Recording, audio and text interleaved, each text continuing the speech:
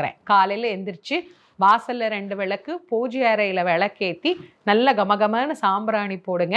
2வது ஏதாவது ஒரு கோயிலுக்கு தனுர்மாத அபிஷேகத்துக்கு கொடுங்க. 3வது உங்களால் முடிஞ்ச எளிமையான அளவுக்கு ஒரு அன்னதானமும் நீங்கள் செய்யுங்க. இது தவிர மார்கழி மாதத்தில் நாம் செய்ய வேண்டிய இன்னொரு விஷயம் அன்றாடம் வாசல்ல கோலம் போடுறது. இதை நான் வருஷந்தோறும் சொல்கிறேன். வாசல்ல நல்லா அழகாக காலையில் தான் கோலம் போடணுமே தவிர ராத்திரியே கோலம் போட்டு அதுக்கு பார்டர்லாம் கட்டி காலையில் அது அப்படியே இருக்கும் அப்படின்னு வைக்கக்கூடாது.